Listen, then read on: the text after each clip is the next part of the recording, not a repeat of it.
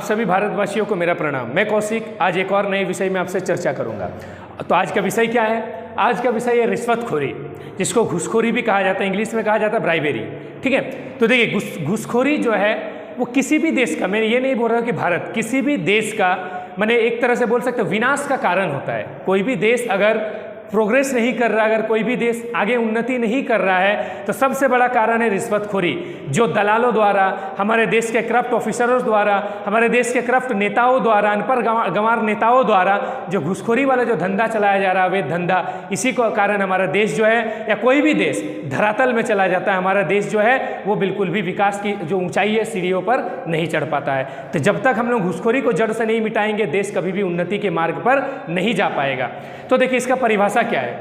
किसी अधिकारी या किसी अन्य व्यक्ति के कार्यों को, अधिकारी मीन्स क्या, तो कोई भी ऑफिसर जो भी किसी भी पद पर है, किसी भी कार्य को करने के लिए पद पर जो कोई व्यक्ति होता है उसे हम लोग अधिकारी बोलते हैं। चाहे वो स्कूल का प्रिंसिपल हो या ब्लॉक का सीओ बीडीओ हो या हमारा कोई एमएलए हो या कोई एमपी वगैरह हो या हमारे यहाँ तक कि हमारे प्रधानमंत्री, कोई भी अधिकारी जो हम किसी पद को संभाल रहे हैं, किसी पद पर रह करके हमारे देश की रक्षा सेवा कर रहे हैं, उन्हें हम लोग अधिकारी बोलते हैं। तो प्रभावित करने के लिए किसी भी मूल्य की वस्तु या पैसे की पेशकश देना। मान लीजिए अगर मेरे कोई, मान लीजिए अगर मैं ब्लॉक में जाता हूँ, मेरा ज़मीन का कोई विवाद है या मुझे किसी भी प्रकार का मेडिकल सुविधा लेना है या कोई भी काम करवाना, कोई हस्ताक्षर वगैरह मुझे करवाना, सिग्नेचर करवाना है एसडीएफ बीडीओ सीओ किसी से भी, तो उसके लिए मुझे उनका ऑफिस जाना होगा। तो जैसे ही ऑफिस जाएंगे आपके सामने कम से कम 5 से 6 दलाल आकर के खड़े हो जाएंगे, चमचे खड़े हो जाएंगे। वो सबसे पहले आपसे पूछेंगे क्या काम है, आप उनको सारा ब्यौरा देंगे, मुझे ये करवाना, मुझे ये काम के लिए जाना है। डायरेक्ट वो बोलेंगे ठीक है मैं करवा दे तो दीजिए। वो डायरेक्ट उनको आपको किसी भी अधिकारी से मिलने को नहीं देंगे, वो आपसे अपना कागज या फिर जो भी है अपना कागजात वगैरह ले लेंगे। फिर थोड़ी देर के बाद झूठ जाएंगे नहीं सर के पास, वो घूम करके आएंगे और आप बोलेंगे आकर के सर थोड़ा सा बिजी है आज मत आइए, कल आइएगा। तब बोलेगा ठीक है भाई, तो कल फिर जाइएगा, और कल जाइएगा तो फिर बोलेगा नहीं सर से, फिर कुछ बहाना करके आपको फिर भगा दिया जाएगा। ऐसा लगभग 2 दिन 3 दिन 4 दिन 5 दिन आपके साथ किया जाएगा। फिर आखिरी में वो आपको बोलेगा देखिए मैं आपका काम करवा सकता हूँ लेकिन एक शर्त है। बोलेगा क्या शर्त है? तो बोलेगा मुझे इतना पैसा लगेगा भाई, देखो सर तभी जाके साइन करेंगे या फिर सर काम करेंगे। ठीक है, ये अच्छा ये मत सोचिए कि सिर्फ वो चपरासी का ये काम है। आपके जो सर जो ऑफिसर बैठे हुए हैं उनकी मिली भगत है उनके साथ, वही उनको बोल करके रखे हैं कि मेरे पास कोई भी आएगा कुछ भी काम करवाने तो तुमको बीच से ही सेटलमेंट करना है, तुमको मीडिएटर का काम करना है, कुछ भी पैसा वगैरह, ताकि वो ना फंसे। बीच वाला अपना सारा ये सब काम कर लेता है, गरीब को ठगने का काम, गरीब को लूटने का काम। बस करने के बाद अपना 50-50 बांट करके देश को लूटने का जो काम है क्रियाकलाप को बरकरार रखते हैं। और हम जैसे गरीब लोग उनके चक्की में पिसते रहते हैं और लगभग मरते रहते हैं, क्योंकि हमारा कोई उपाय नहीं। हम तो बोले गरीबों का कहीं भी हित नहीं है, सरकार आज तक कुछ भी ऐसा नहीं की है। आपको क्या पता, आपको क्या लगता है जो मुफ्त में सारी चीजें मिल रही है क्या गरीबी मिट सकती है? गरीबी बिल्कुल भी नहीं मिटेगी। गरीबी कब मिटेगी? जब देश में बेरोजगारी मिटेगा, जब देश से भ्रष्टाचारी हटेगी, जब देश को शिक्षित बनाया जाएगा, जब देश की स्वास्थ्य व्यवस्था को ठीक किया जाएगा, तब जाके हमारे देश की गरीबी मिटेगी। ऐसे ही मुफ्त में चावल दाल घर बना देने से या कुछ भी काम कर देने से गरीबी नहीं मिटेगी। गरीबी मिटाने के लिए सबसे पहले तो शिक्षा को बढ़ावा देना होगा, क्योंकि जब तक शिक्षित व्यक्ति आगे नहीं बढ़ेंगे देश को विकास कभी भी नहीं होगा। देश से बेरोजगारी, देश से गरीबी कभी नहीं मिटेगी। और देखिए यही सारा कारण है। बोले ना भ्रष्टाचारी जो है, ये भ्रष्टाचार रिश्वतखोरी का ही दूसरा नाम भ्रष्टाचारी है। तो गरीब आदमी से देखिए, बेचारा अगर रोज काम करके 200 रुपया कमाता है, उसको रिश्वतखोरी देने में उसको 10,000 लगेगा। जो थोड़ा बहुत सेविंग करता है वो पैसा उनको देना पड़ता है। क्यों? उसको काम निकलवाने के लिए। देखिए एक बोला जाता है कि गुनाह करने वाले से बड़ा होता है गुनाह को करवाने वाला, या फिर गुनाह को सहायता, गुनाह करने वाला की मदद करने वाला। इसलिए अगर वो रिश्वत मांग रहा है तो आपको रिश्वत देना नहीं है, डरने की कोई आवश्यकता नहीं है। अरे वो जो भी अधिकारी बैठे वो हमारी सेवा के लिए बैठे हुए हैं। हम उनको मतदान दे करके, अगर कोई नेता है तो हम लोग अपना वोट दे करके उनको जिताते हैं। और अगर कोई अधिकारी है तो भारत सरकार द्वारा नियुक्त की जाती है, जो कि हमारी सेवा के लिए होता है, जन धन की सेवा के लिए होता है। अगर जन नागरिक की सेवा नहीं करेंगे, हमसे घूसखोरी मांगेंगे, तो उनके लिए बहुत सारे ऐसे कानून बने हुए हैं जिनकी मदद लेकर के हम उनको मजा चखा सकते हैं, उनको अपना औकात दिखा सकते हैं, हैसियत दिखा सकते हैं कि हम भी कुछ कम नहीं है, हम गरीब हो सकते हैं लेकिन लाचार नहीं है, ये चीज़ हमेशा याद रखिएगा। कोई भी गरीब व्यक्ति लाचार नहीं होना चाहिए, क्योंकि जिस दिन आप लाचार हो जाइएगा उस दिन सारा दुनिया आपको ठगने के लिए बैठा हुआ, लूटने के लिए बैठा हुआ, आपको लूटने के लिए हमेशा तैयार रहता है। इसलिए लाचारी को कभी भी अपना गले नहीं लगाना है। गरीब है लेकिन गरीबी को मिटाया जा सकता है अपने बच्चों को पढ़ा करके, अपने आप को शिक्षित बना करके, एक अच्छे नागरिक को, एक अच्छे पढ़े लिखे व्यक्ति को, हमारे देश के नेतृत्व के लिए एक नेता को चुन करके, तब जाके देश से गरीबी, भूखमरी, बेरोजगारी सब मिटेगी। नहीं तो जैसा चल रहा है वही हाल रहेगा। आने वाले कल में हमारा फ्यूचर जो है और भी बर्बाद हो जाएगा और भी ज़्यादा सिचुएशन खराब हो जाएगा। तो पेशकश करना, देखिए कुछ भी चीज़ के लिए वो डिमांड रखेगा, जरूरी नहीं सिर्फ पैसा। बहुत सारे लोग करोड़पति अमीर लोग क्या करते हैं ना, पैसा के बदले में उन्होंने क्या करते हैं, कहीं पे जमीन दे देता है, कोई फ्लैट खरीद देता है, कोई कार गिफ्ट कर देता है काम निकलवाने के लिए ऑफिसर से।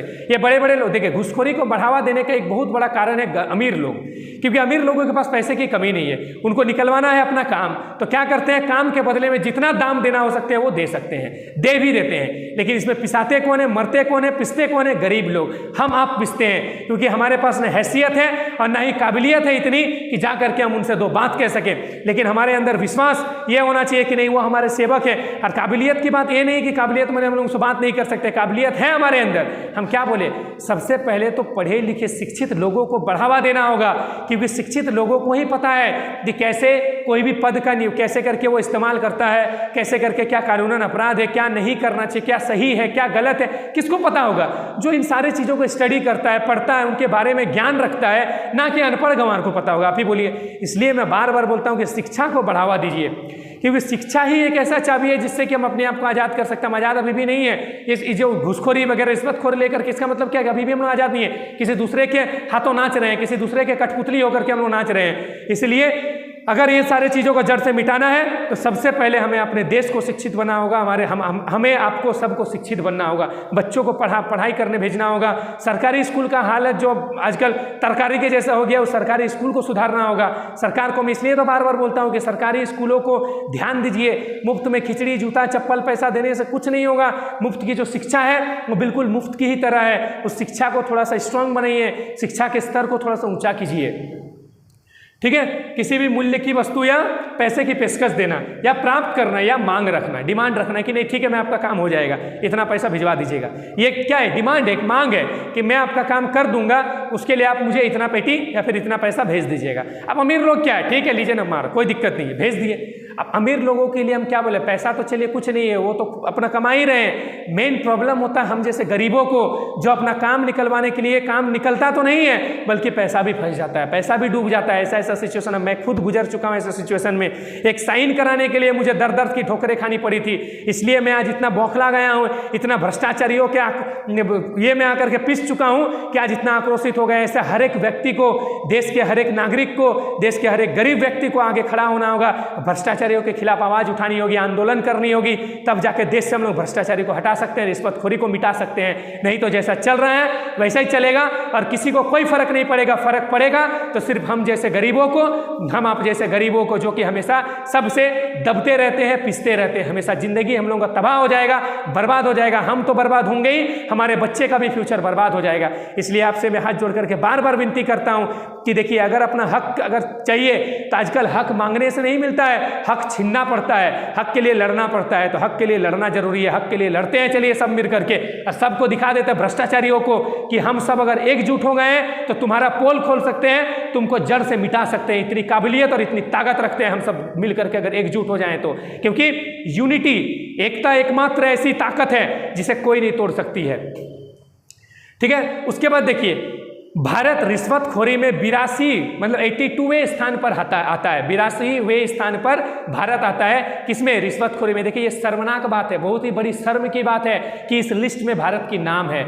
इसमें तो नाम ही नहीं होना चाहिए, लेकिन इसमें नाम है। ये तो चलिए एक दिया 82%, लेकिन अगर आप उतना दूर मत सोचिए, पूरा भारत को मत सोचिए। अगर आप अपने मोहल्ले को, अपने गांव को, अपने शहर को अगर देखिएगा तो उसमें ही करोड़ों घुसखोरी बैठे हुए, घुसखोर नेता, घुसखोर पुलिस, घुसखोर बहुत सारे ऑफिसर्स वगैरह बैठे हुए हैं, जो कि आपको घुसखोरी के दम पर जब मजबूर कर रहे हैं, घूस देने के लिए पैसा मांग रहे हैं, और हम लोग भी मजबूर होकर के उन्हें देना पड़ता है, लाचार होकर के हमें उनके सामने गिड़गिड़ाना पड़ता है। तो ये हमारे लाचारी को सबसे पहले मिटाना होगा, हमें स्ट्रांग अपने ताकत को दिखाना होगा, क्योंकि हमारे संविधान ने हमें ये ताकत दी है, बोलने का अधिकार दिया है और कुछ भी जो इन सब भ्रष्टाचारियों को जड़ से मिटाने का अधिकार दिया है। इसलिए हमें कभी भी पीछे नहीं हटना है, आगे बढ़ना है और हमारे हक की लड़ाई में हमेशा आगे जाके बढ़ते ही रहना है। कहलाता है, देखिए हम क्या बोले, भारत 82वें स्थान पर आता है घुसखोरी में। ये सिर्फ एक तरह से ये है, कहानी है, लेकिन ऐसा कुछ नहीं है, इससे भी और भी हम लोगों का देश का हालत खराब है घुसखोरी के मामले में।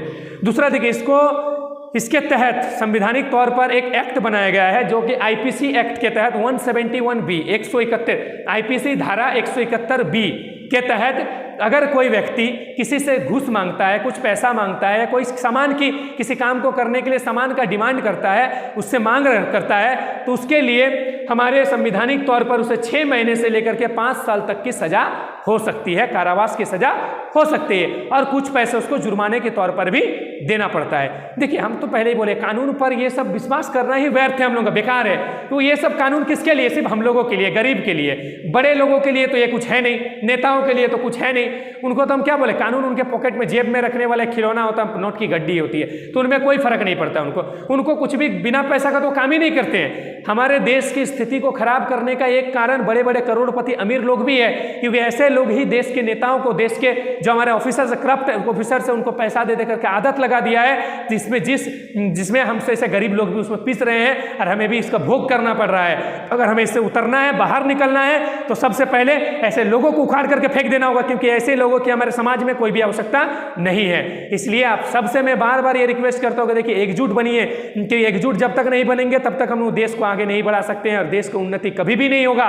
तो सबसे पहले शिक्षित व्यक्तियों को आगे रहना होगा, शिक्षित व्यक्तियों को आगे बढ़ना होगा, तब जाके देश उन्नति के मार्ग पर चलेगा और सच में भारत आजाद होगा और सच में भारत की जो यादें हैं, भारत का जो नाम है पूरे दुनिया में याद किया जाएगा। सारे दुनिया भारत को एक नज़र में देखेगी कि नहीं, ये भारत देश है जो कि सच में सोने की चिड़िया, और यहाँ रहने वाले लोग एकजुट हैं। हिंदू, मुस्लिम, सिख, ईसाई, जैन, बुद्धिज्म, हम सबको एक होना होगा। ये जात पात का, धर्म विलाज का जो कीड़ा जो हमारे नेता हमारे दिमाग में घोल रहे हैं, हमें जो अलग कर रहे हैं अपने भाइयों से, ये तोड़ना पड़ेगा, क्योंकि हम सब एक हैं। हमारे अंदर सिर्फ एक ही धर्म होना चाहिए, एक ही जाति होना चाहिए, और वो है इंसानियत की जाति, इंसानियत का धर्म। एक दूसरे की मदद करना, भाईचारा फैलाना ही हमारा कर्तव्य होना चाहिए और हमारा धर्म होना चाहिए।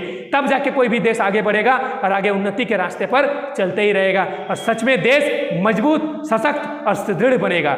इसलिए बार बार कहता हूं कि सबसे पहले तो हम सबको एकजुट होना होगा और इन सब के खिलाफ आवाज उठानी होगी, मांग करनी, हम क्या बोले, हक की लड़ाई लड़नी होगी। बिना लड़े आज इस दुनिया में कभी कुछ नहीं मिलेगा। अभी वो जमाना बीत गया कि अकेला चलो रे, अभी अकेला चलने से कुछ नहीं होगा, अभी सबको साथ में चलना होगा, अभी सबको साथ होकर के अपने हक की लड़ाई लड़नी होगी। तब तक के लिए आप सबको मैं बोलना चाहूँगा कि बार बार मैं बोलता हूँ कि सब एकजुट हो जाइए, देश को शिक्षित बनाइए, क्योंकि शिक्षित होगा तभी जाके हम ऐसे नेताओं को, ऐसे करप्ट ऑफिसरों को यहाँ से बाहर निकाल सकते हैं, इनका नामो निशान मिटा सकते हैं। ठीक है, चलिए, तो इसी के साथ मैं आज अपने वाणी को विराम देता हूँ। फिर किसी नए वीडियो में आपके साथ चर्चा करूँगा और देश की उन्नति की बातें करूँगा। तब तक के लिए जय हिंद, जय भारत।